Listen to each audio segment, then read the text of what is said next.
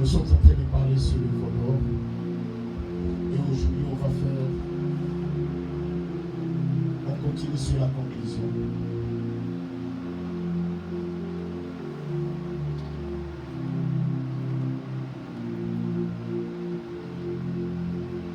Exode chapitre 32.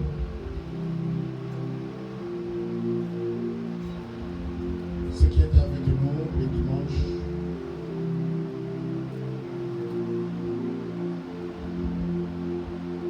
J'ai parlé à plusieurs reprises. Je suis en train de parler sur l'enseignement sur le voleur.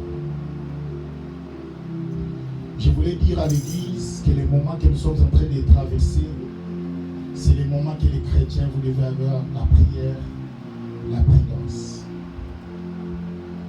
J'étais en train de parler sur les veaux d'or. C'est un enseignement qu'on a commencé presque chaque dimanche. Je suis en train de parler sur les veaux d'or. J'ai expliqué à l'église, les veaux d'or c'est quoi? J'ai parlé à l'église que lorsque vous prenez votre femme à la place de Dieu, il devient veau d'or. Lorsque vous prenez votre mari à la place de Dieu, ça devient un veau d'or. Lorsque vous prenez votre travail à la place de Dieu, ça devient un veau d'or. En d'autres termes, veau d'or, j'ai dit, vous voulez donner plus d'importance aux choses créées par Dieu, en lieu place de donner la gloire à celui qui a créé ces choses. Alors, dans notre conclusion, j'ai parlé sur dans Exode chapitre 32. On a parlé, on a donné les versets, c'était jusqu'au verset 10. Je vais lire ensemble avec vous. Exode chapitre 32. Je vais lire et puis on va parler on continue sur la conclusion. Le peuple voyant que Moïse tardait à descendre de la montagne, s'assembla autour d'Aaron et lui dit: allons, fais-nous un Dieu qui marche devant nous, car c'est Moïse, cet homme qui nous a fait sortir du pays d'Égypte. Nous ne savons pas ce qu'il est devenu. Aaron leur dit: ôtez les anneaux d'or qui se sont aux oreilles de vos femmes, de vos fils et de vos filles, et apportez-les-moi. Tous ôtèrent les anneaux qui étaient à leurs oreilles et ils apportèrent à Aaron. Il les reçut de leurs mains, jetant-leur dans un moule et fit un veau en fonte. Et il dit: Israël, voici ton Dieu qui t'a fait sortir du pays d'Égypte. Alors Aaron vit cela. Et lorsqu'Aaron vit cela, il bâtit un autel devant lui et il s'écria: demain il y aura une fête à l'honneur de l'Éternel. Et le lendemain, ils se levèrent de bon matin et ils offrirent des holocaustes et des sacrifices d'action de grâce.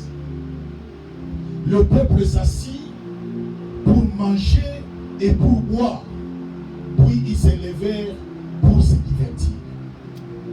J'ai parlé l'église, ce qui est avec nous. On va commencer du verset 7 jusqu'à 10 pour faire la conclusion. J'ai expliqué à l'église que nous devons faire trop attention parce que l'église d'aujourd'hui, il y a des infiltrés parmi nous. Il y a des gens qui se sont infiltrés parmi nous, disant que ce sont des chrétiens, mais ce ne sont pas des chrétiens. J'ai expliqué à l'église que nous devons marcher dans la droiture, dans l'intégrité et dans la fidélité, dans la crainte de Dieu. J'ai donné les versets les dimanches, un certain dimanche, et j'ai même parlé à l'église. Pourquoi dans notre église ici, nous prenons, c'est-à-dire nous donnons plus de l'importance à la crainte de Dieu. J'ai parlé de cela dans Proverbe, chapitre 10, ce qui est avec nous, dans Proverbe, chapitre 10, du verset 27. Je voulais encore reprendre cela pour la bonne audition. Proverbe chapitre 10, du verset 27.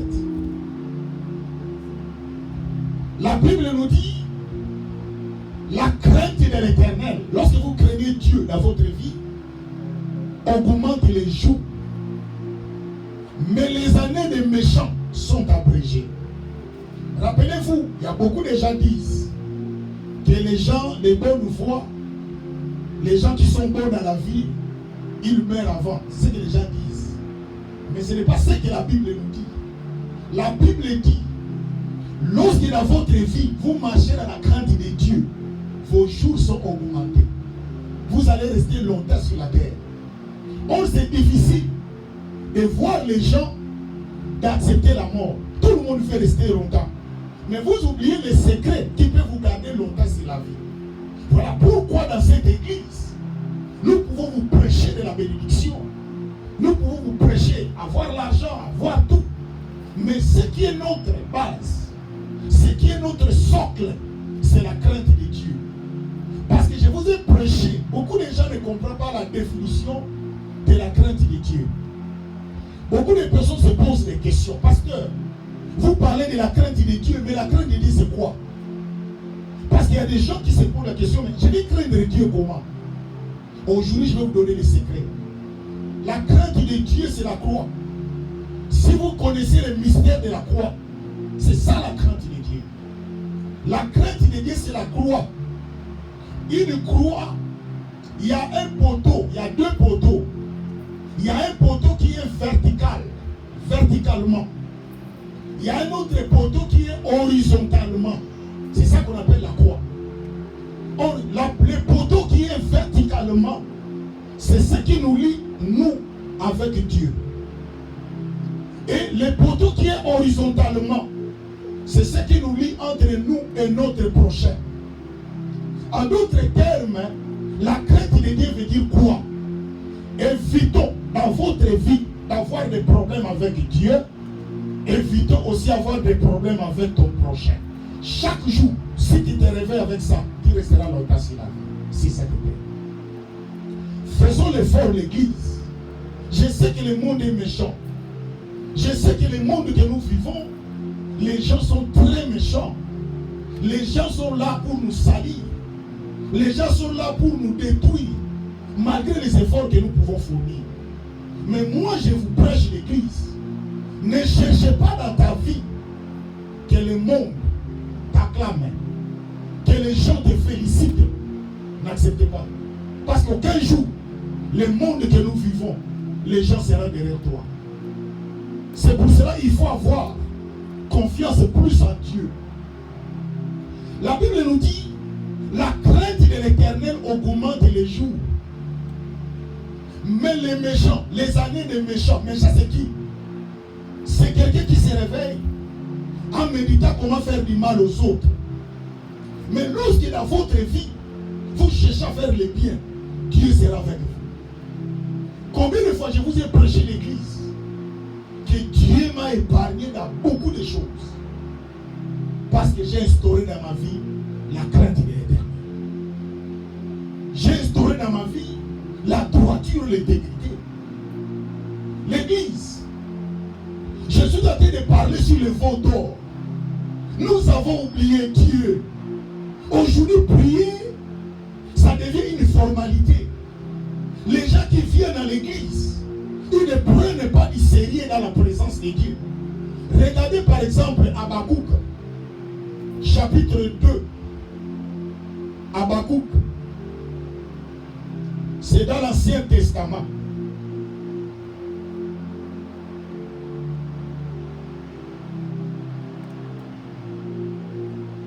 Habakkuk, chapitre 2,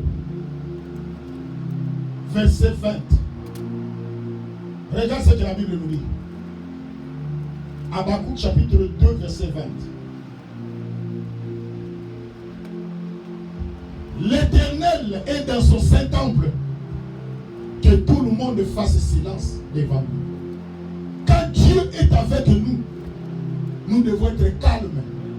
Parce que c'est le moment que Dieu, dans son église, il veut communiquer avec nous. C'est le moment que Dieu veut nous parler dans l'église. Alors, je suis en train de parler l'église sur le veau d'or. Nous retournons dans notre texte d'Exode, du chapitre 32. Nous retournons pour voir. Lorsque les enfants d'Israël, Dieu les a délivrés. Dieu les a fait sortir de l'Égypte. L'Égypte, c'est le monde. L'Égypte, c'est l'esclavage. L'Égypte, c'est la souffrance. Mais la Bible nous dit, les enfants d'Israël pleuraient nuit et jour. Ils cherchaient la face de Dieu. Ils cherchaient l'intervention divine de Dieu. Et la Bible nous dit, Dieu a entendu la prière. Je vais dire à quelqu'un, Dieu écoute ta prière. Mais curieusement, tu as prié, tu as demandé à Dieu que Dieu fasse quelque chose dans ta vie. Mon frère, ma soeur, vous avez oublié Dieu. Mon frère, ma soeur, vous avez oublié celui qui vous a fait du bien. C'est un veau d'or. Les enfants d'Israël souffraient nuit et jour. Ils ne pouvaient rien faire. Mais la Bible nous dit, un jour, ils ont demandé à l'Éternel. Il dit, Dieu, toi qui es le Dieu de nos pères, délivre-nous. Fais-nous grâce. Et la Bible nous dit, Dieu a écouté. Rappelez-vous des 3 verbes que Dieu avait dit à Moïse. Dieu a dit, j'ai entendu, j'ai vu et je suis descendu. Si vous regardez les 3 verbes que Dieu a utilisés, les 2 verbes étaient conjugués au passé composé. Ceux qui sont allés à l'école, ils connaissent les temps, les verbes. Un verbe conjugué au passé composé, lorsqu'un événement est déjà lié. Parce que Dieu dit, j'ai entendu. Donc Dieu avait déjà entendu. Malgré la souffrance de ce peuple-là, Dieu était déjà au courant. Je vais dire à quelqu'un, ma soeur, mon frère, toutes les situations que nous traversons sur cette terre, Dieu n'est pas ignorant de tout ce que nous vivons. Dieu est au courant. Dieu connaît ta situation. Dieu connaît ton problème. Mais seulement qu'il est Dieu, il agit au moment opportun, il agit dans sa souveraineté. Et la Bible nous dit, Dieu dit, j'ai entendu, j'ai vu. Donc il a déjà vu. Tout ce que les enfants d'Israël vivaient, Dieu voyait déjà.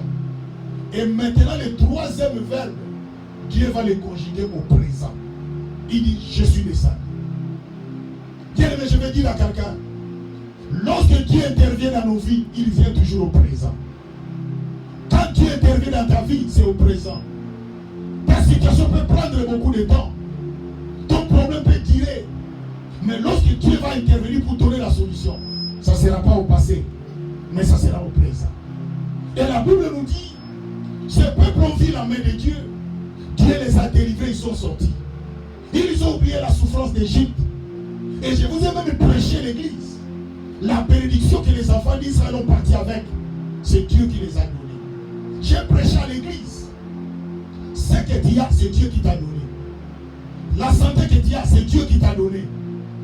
L'argent que tu as, c'est Dieu qui t'a donné. La force que tu as, c'est Dieu qui t'a donné. En lieu de place de retourner à Dieu ce que Dieu t'a donné, toi tu vas faire un veau d'or. En d'autres termes, tu as fait ce qu'on appelle en français merci en monnaie de singe. C'est-à-dire, tu n'es pas reconnaissant. L'église, nous ne sommes pas reconnaissants de ce que Dieu nous donne. Nous ne sommes pas reconnaissants de ce que Dieu nous donne. Nous oublions tout. Et j'ai parlé à l'église. J'ai expliqué maintenant.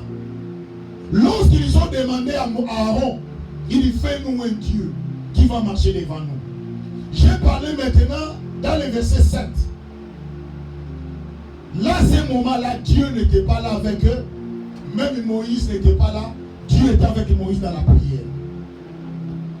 Regarde maintenant les choses que les enfants d'Israël ont fait. Dieu est au courant. Moïse, Dieu est en train d'informer à Moïse. Curieusement, Moïse n'était pas là. Mais Dieu est en train de dire à Moïse les choses qui sont en bas. C'est comme si, je peux dire par exemple, les enfants d'Israël,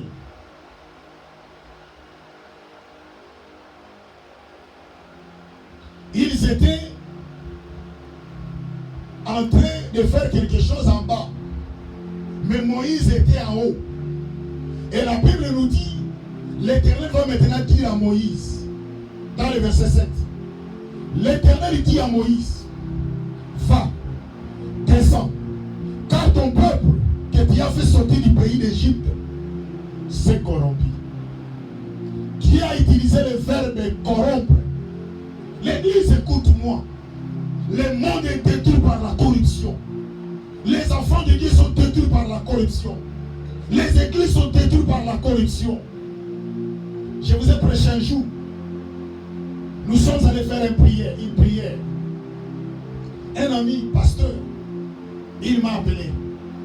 Il dit, j'ai un couple, une famille que nous devons prier pour eux. Si tu es d'accord, tu peux m'accompagner. Comme j'aimais beaucoup la prière, je suis allé avec lui. Pendant qu'on était en train de prier, Dieu me donne un message.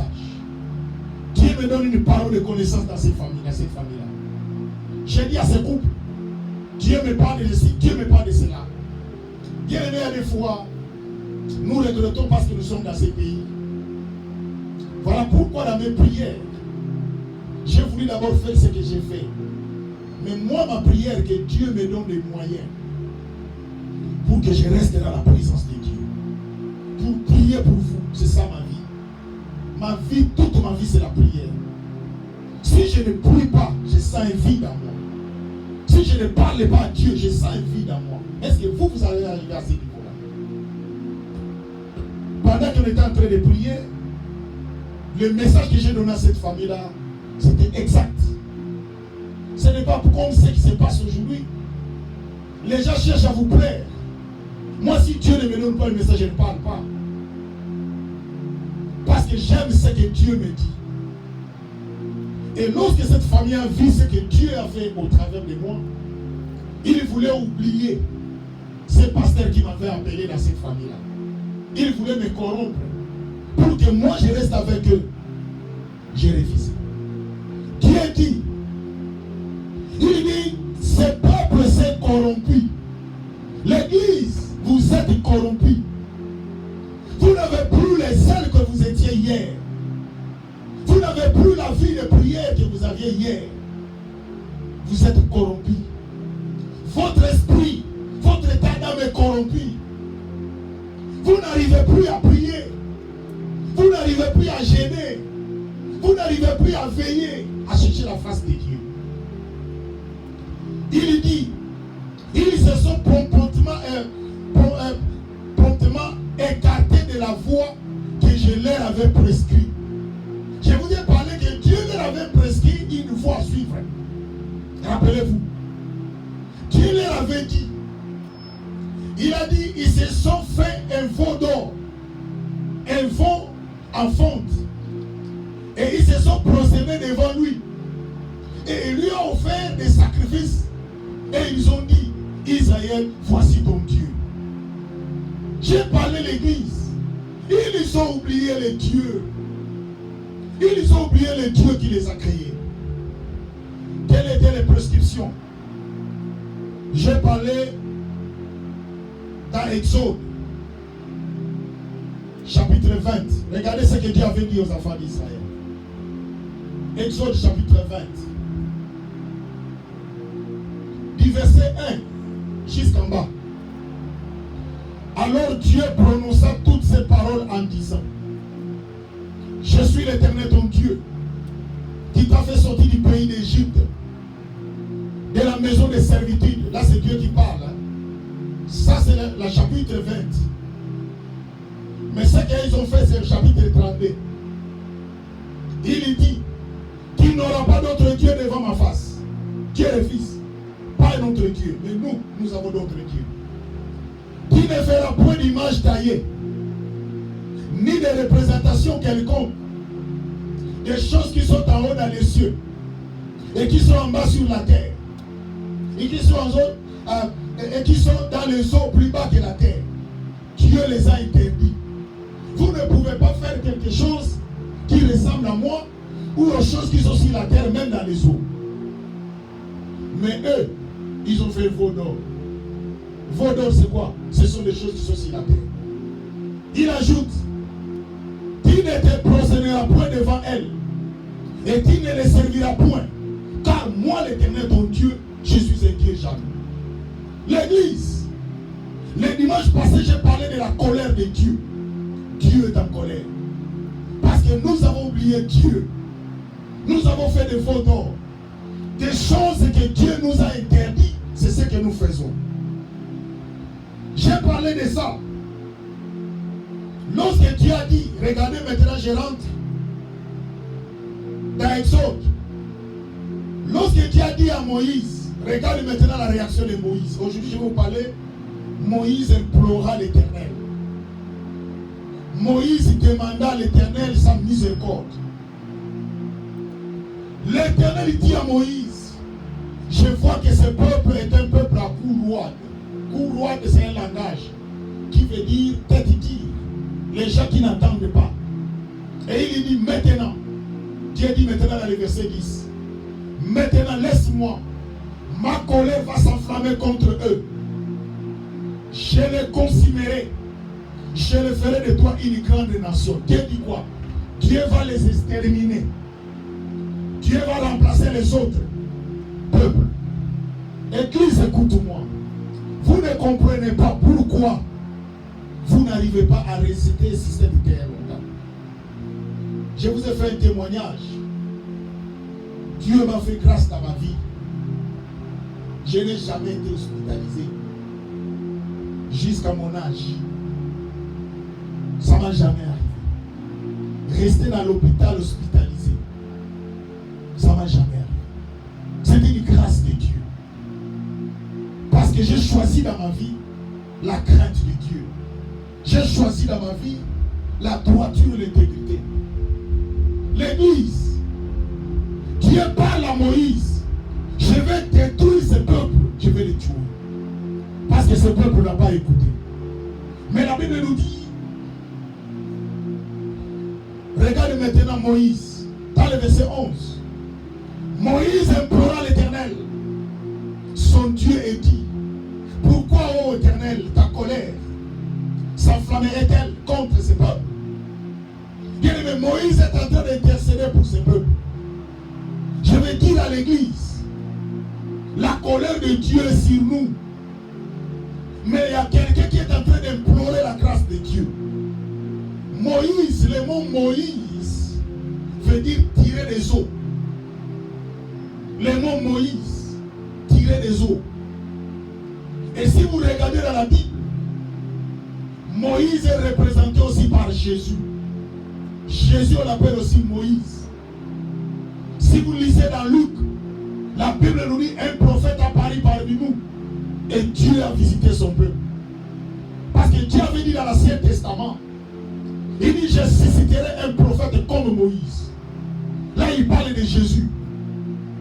Aujourd'hui, l'église, si nous restons encore, c'est parce qu'il y a quelqu'un qu'on appelle Moïse, à la personne de Jésus, qui implore sa grâce ou la grâce de Dieu sur nous. Ce que nous faisons devant Dieu, nous ne pouvons plus résister. Nous ne pouvons plus rester en vie. Mais si nous sommes en vie, c'est la grâce de Dieu. La Bible nous dit, il fait grâce à qui il veut, il fait miséricorde à qui il veut. Combien parmi nous ont avorté? Combien parmi nous ont tué? Combien parmi nous ont fait du mal? Combien parmi nous ont fait des choses horribles? Bien-aimé, mais Dieu te protège. La miséricorde de Dieu est sur toi. Voilà pourquoi la Bible nous dit, Moïse implora l'Éternel. Bien-aimé, la colère de Dieu est déjà sur nous. Dieu veut nous éliminer. Je vous ai prêché le dimanche passé. La colère de Dieu vient jusqu'à la 3e génération. Mais la grâce de Dieu, la bénédiction de Dieu, allait jusqu'à la 1000e génération. Je vous ai promis et je vous ai montré les secrets. Des choses que tu es en train de vivre aujourd'hui. Ce n'est pas toi. Ce sont tes arrière-parents. Ce sont eux qui ont fait du mal.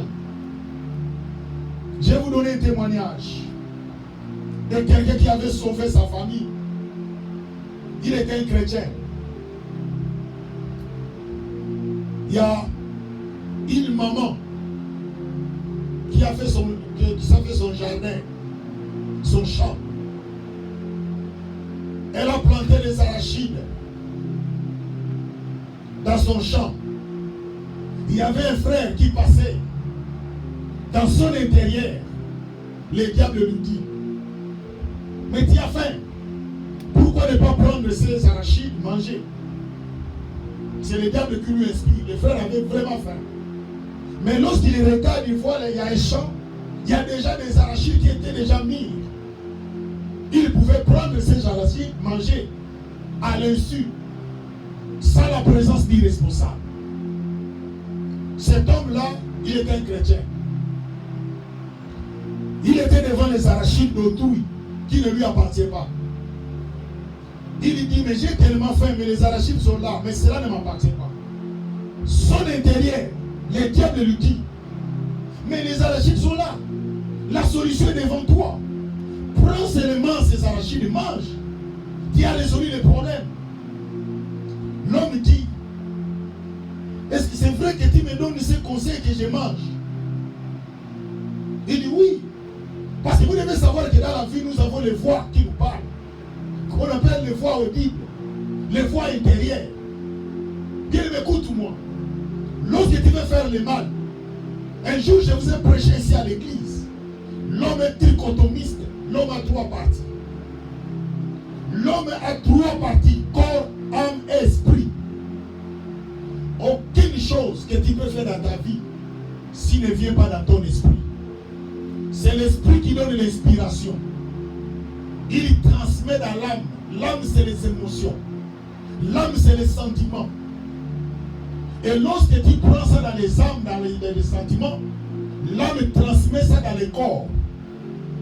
Même les habits que tu t'es portés aujourd'hui, ça vient de ton esprit.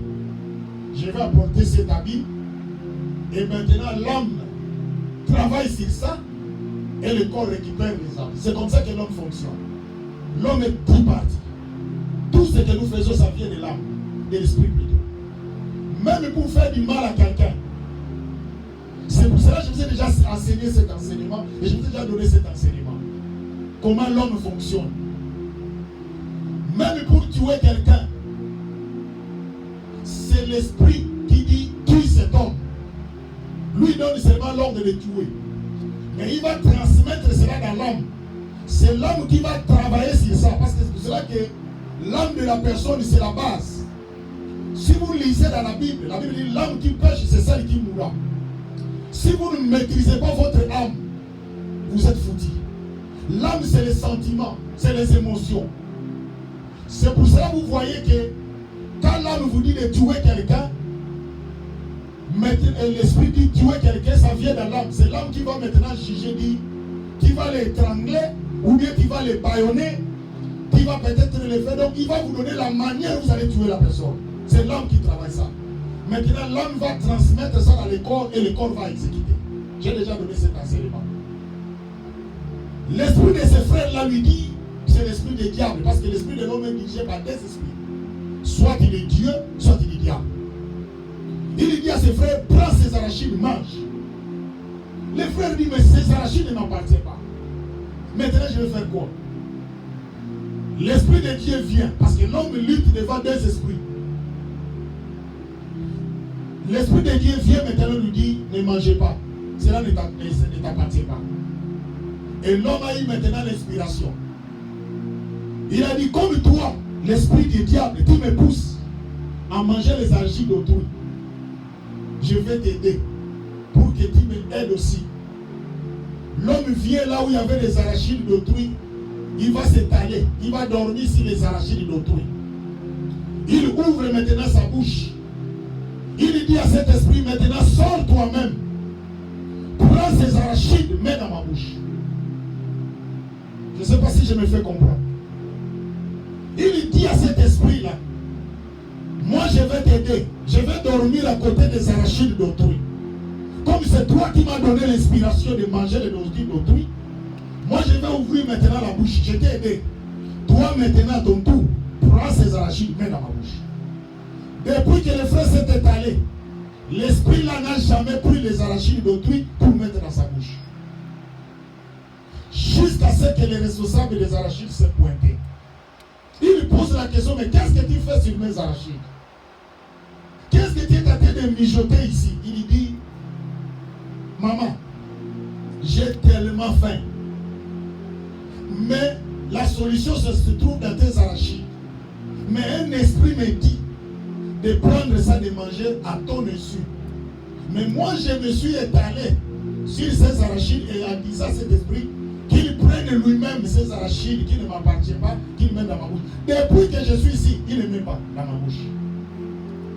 Et la femme a compris, elle a pris les arachides et l'a donné à cet homme. Et je vais dire à quelqu'un, est-ce que vous êtes capable de faire cela aussi lorsque les inspirations démoniaques viennent dans vos vies? Je vais dire à quelqu'un, le diable est faible, il n'est pas fort. La force du diable, c'est lorsqu'il vous donne votre corps pour qu'il l'utilise. Le diable ne tue personne, il n'est pas capable de tuer quelqu'un. Écoute-moi l'église. Le diable est incapable de tuer quelqu'un. C'est vous qui leur donnez, c'est vous qui leur cédez votre corps pour qu'il tue les gens. Les jours que vous allez refuser, il ne fera rien. Pour arriver aussi à refuser, il faut avoir l'Esprit de Dieu. Voilà pourquoi l'Éternel a envoyé Jésus. Et la Bible dit la mort de Jésus sur la croix, c'était la miséricorde de Dieu pour nous. Moïse a imploré Dieu parce que la colère de Dieu était sur eux. Les enfants d'Israël ont fait des choses horribles. Maman, écoute-moi. Ma soeur, écoute-moi. Chaque fois que nous faisons des anniversaires dans nos vies, nous ne savons pas que nous sommes en train d'aller vers de l'avant. Nous ne retournons pas. On ne vous dit pas la vérité. Chaque fois que vous regardez le miroir, vous voyez comme si le visage est le même. Vous voyez comme si vous ne grandissez pas. Vous voyez comme si vous ne vieillissez pas. Et surtout avec les choses qu'on nous a présentées ces derniers temps. Ça nous aide aussi. Je voulais dire les mecs. Mais ce qui est plus important à l'église, si tu veux savoir que tu es en train de grandir, regardez l'enfant qui était né hier. À quel âge il a maintenant? Tu sauras que toi aussi tu es en train de mourir. Voilà pourquoi l'église, Moïse implora l'Éternel, Dieu. Il dit pourquoi oh, l'Éternel est en colère? Il dit mais la colère de Dieu est sur nous. Dieu veut nous les éliminer. Mais aujourd'hui, si Dieu est en train de rester calme, c'est à cause de la mort de Jésus. Jésus est mort pour toi, ma sœur. Ne laissez pas la mort de Jésus soit vaine. Voilà pourquoi la Bible nous dit l'œuvre salvatrice de la croix n'était pas vaine. Jésus a donné sa vie pour toi. Jésus a donné sa vie pour moi. Il me saisissons cette occasion. Servons Dieu dans la vérité. Il n'y aura plus le temps. La Bible nous dit rachetons le temps quand les jours sont mauvais. Rappelez-vous de l'histoire de l'homme riche et pauvre Lazare. Dans Luc chapitre 16, la Bible nous dit l'homme riche était sur cette terre. Et il y avait aussi un homme pauvre qui était sur cette terre. Mais les jours parmi les deux quand ils sont morts, la Bible nous dit chacun est allé à sa destination. Dieu m'écoute-moi. Tu peux manquer de l'argent aujourd'hui. Les gens peuvent te prendre tout, mais tu peux avoir un autre. Mais lorsque tu manques le royaume, c'est fini pour toi. Lorsque tu manques le royaume, ma soeur, mon frère, aujourd'hui les hommes de Dieu ne vous prêchent pas la vérité. Les hommes de Dieu ne vous disent pas la vérité. Il y a un jour que nous allons quitter cette terre. Ne vous trompez pas. Détrompez-vous. Un jour nous allons mourir. Un jour nous allons mourir. Moi qui vous prêche, je suis frère de père et de mère. Hier j'étais avec mes parents. J'ai parlé avec eux. Mais aujourd'hui ils ne sont plus. De la façon dont eux, ils ont quitté cette terre, moi aussi je quitterai la terre. Mais mon problème se pose. Le jour que tu vas quitter cette terre, est-ce que tu vas hériter le royaume? Est-ce que tu vas hériter le royaume? Bien-aimé, écoute-moi. Vous n'avez jamais été capable de tenir un réchaud chaud. Est-ce que vous serez capable de résister dans l'enfer? L'enfer existe. L'enfer existe, ma soeur, mon frère. Maman, l'enfer existe, papa. Vous devez vous préparer. Le monde nous donne tout, mais nous ne pouvons pas être distraits. Je peux prendre, mais je garde la prière en moi. Je peux prendre, je peux faire ceci, mais je ne peux pas oublier Dieu dans ma vie. Nous avons fait de vos torts sur cette terre. Nous avons oublié ce Dieu qui nous a donné tout. Il y avait un homme dans la Bible. Il avait tout acheté. Il avait acheté la nourriture pleine. Ça, c'est tout dans la Bible. Il a dit, maintenant mon âme, tu as tout. Tu n'as pas besoin de rien maintenant. La Bible nous dit, cette nuit-là, tu as pris son souffle. Il est mort. Il a tout laissé. Je vais dire à quelqu'un, tous les efforts que nous faisons, les jours que nous allons mourir, même nos maisons, même nos voitures, tout ce que nous pouvons avoir, ce sont les autres qui vont prendre ça. Tu n'iras même réduire. Tu vas aller les mains vides de la façon dont tu étais venu. Est-ce que vous savez pourquoi nous venons nus sur cette terre? Vous ne comprenez pas le mystère de la mort. L'église, Lazare est mort. L'homme riche aussi est mort. La Bible nous dit, Lazare est allé dans les seins d'Abraham. C'est un langage. Les seins d'Abraham, c'est la présence de Dieu. Mais l'homme riche est allé dans le séjour des morts. Je vais vous expliquer. Il y a une différence qui existe entre séjour des morts et l'enfer. Séjour des morts n'est pas l'enfer. L'enfer n'est pas non plus séjour des morts. Lorsque nous mourons, aujourd'hui, si tu meurs, tu n'as pas Jésus à toi, tu vas aller te retrouver dans le séjour des morts. Séjour des morts, on appelle ça pré-enfer.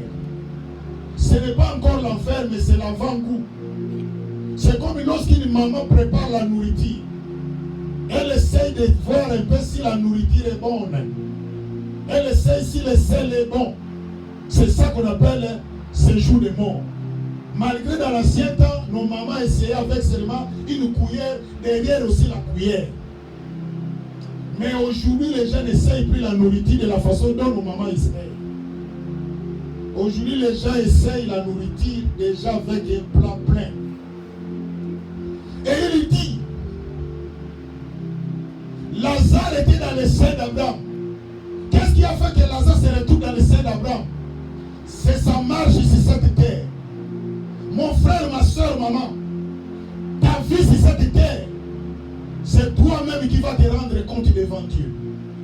Moi, ça m'étonne lorsque je vois les gens dire que je n'arrive plus à prier à cause de ses frères, à cause de cette soeur, à cause de ce frère qui m'avait fiancé, mais il m'a abandonné.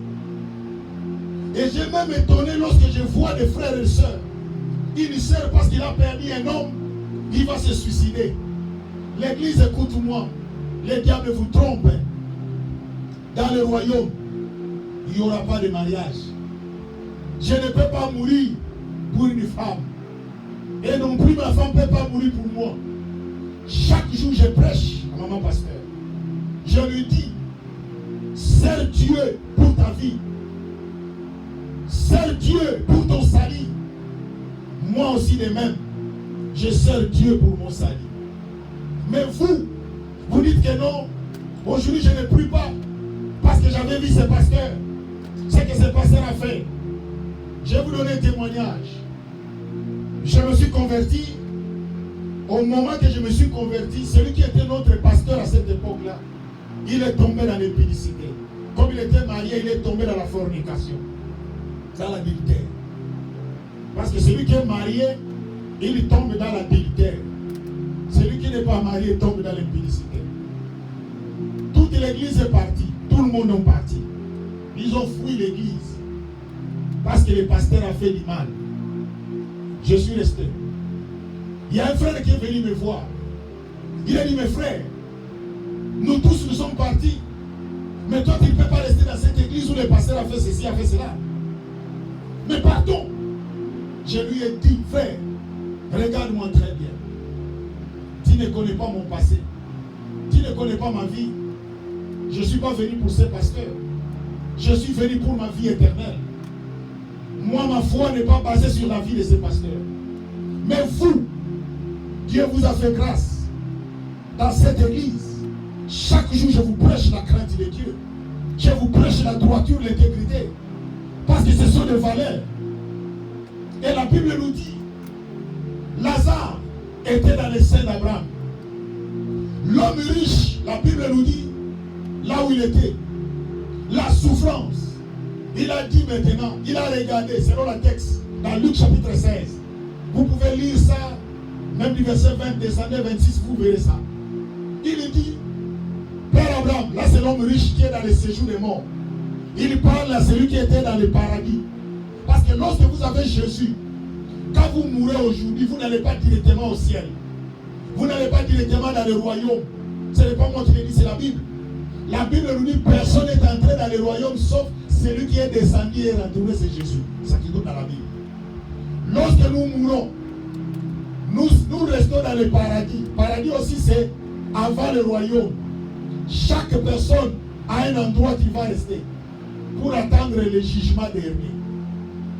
Alors il dit, Père Abraham, je t'en prie, j'ai 5 frères. Demande à Moïse, demande à Lazare qu'ils aillent dans ma famille. J'ai des frères et des sœurs. Qu'ils leur prêchent la parole pour qu'ils ne viennent pas souffrir avec moi ici. Quelle était la réponse de Père Abraham? Selon le texte. Il dit, ils ont Moïse et ils ont Élie. Regardez la réponse. Ils ont Moïse et ils ont Élie. Ce n'est pas important à un mort de quitter cette vie pour aller les prêcher. Il dit, ils ont Moïse là-bas et ils ont Élie. Or, Moïse, dans la Bible, c'est la loi, les 10 commandements. Élie, dans la Bible, c'est l'interprétation. La Bible que nous lisons est écrite dans 3 dimensions. La loi, les prophètes et les écrits. C'est-à-dire la loi et l'interprétation ainsi que les commentaires. Quand on vous dit Moïse, c'est la loi de Dieu.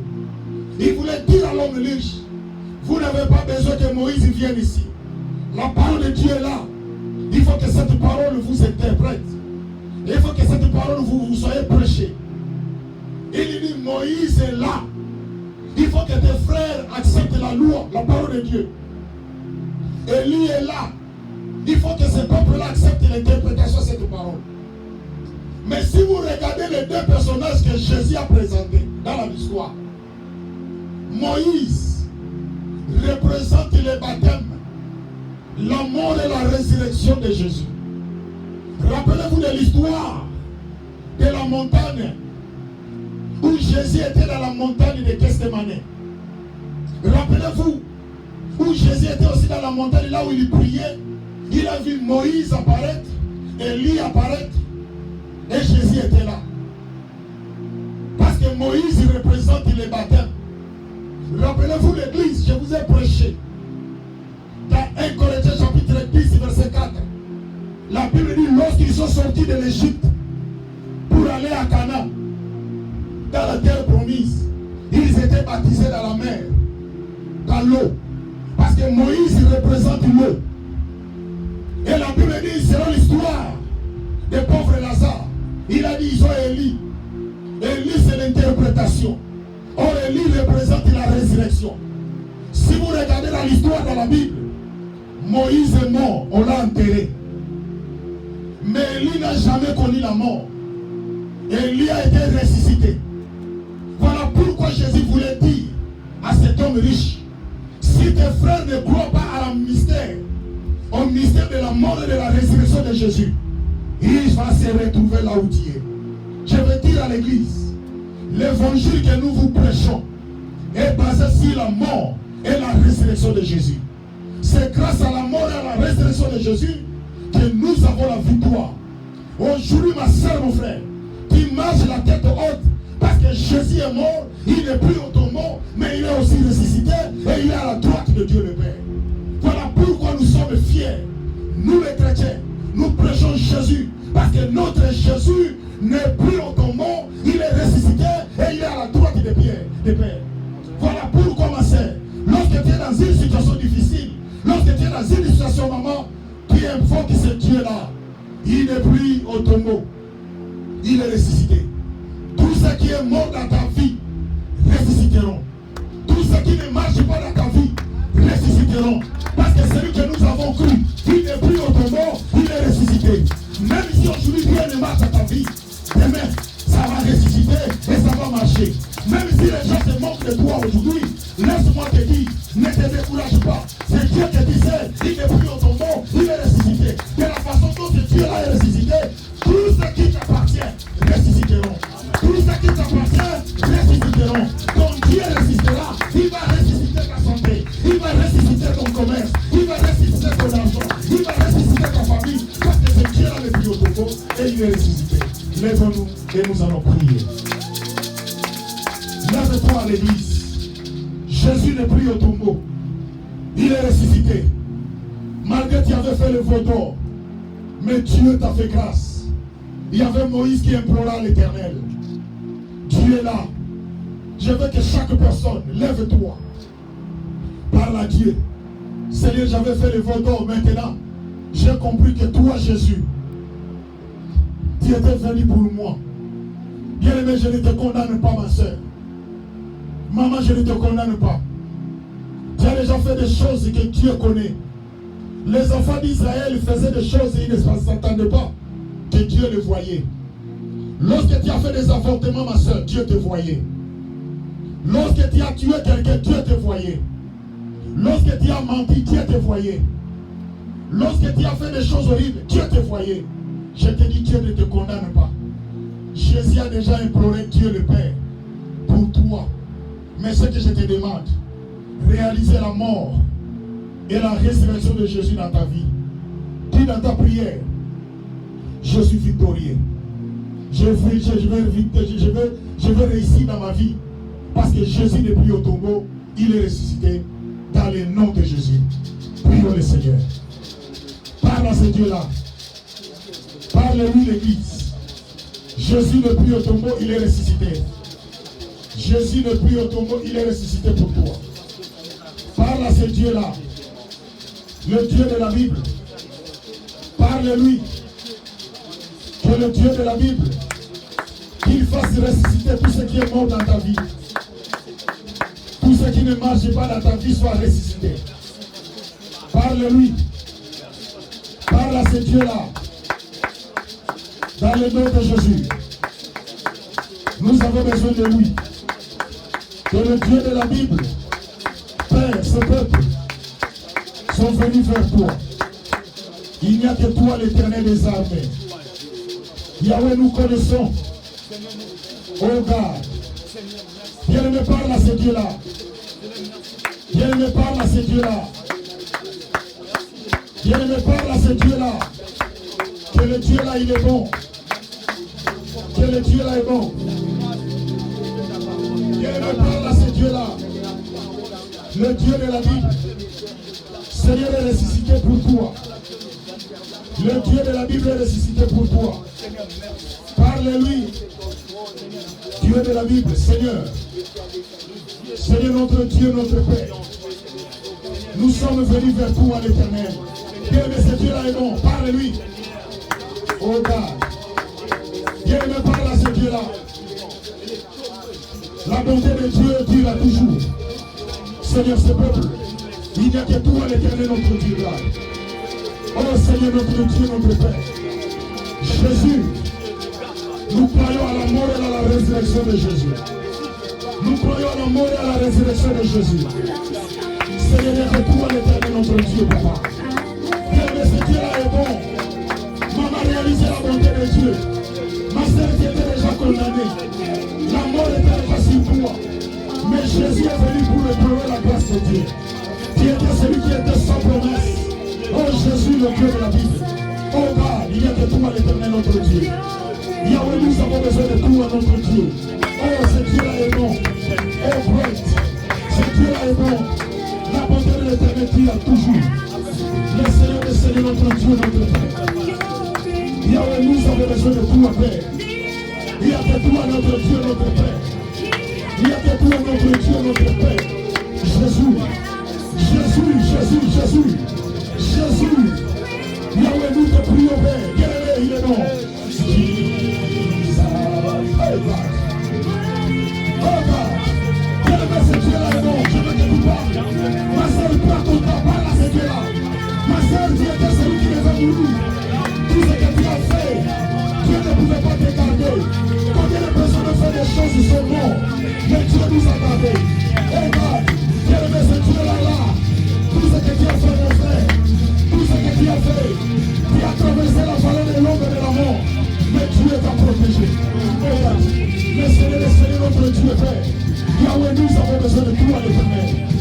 Christ.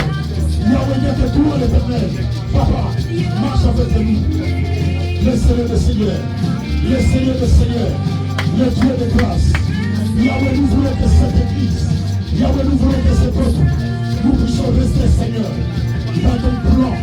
Le Dieu de la Bible, le Dieu de la Bible. C'est toi qui es en train de pleurer la grâce de Dieu, la grâce de Dieu, l'éternel notre Dieu Père, Jesus Christ. Yahweh, marche avec nous. Yahweh, marche avec nous. Seigneur, nous avons besoin de toi, l'éternel. Oh God, il n'y a que toi, l'éternel. Oh Jesus. Oh God. Merci Père. Jesus. Merci Père. Seigneur, rien que toi. Bien-aimé, lève tes mains. Je veux prier. Élève tes mains. Je vais prier. Le Dieu de la Bible. Père, toi qui es le Dieu, toi qui as envoyé cette parole pour ce peuple, Seigneur, nous avons que toi. Nous avons que toi, Père.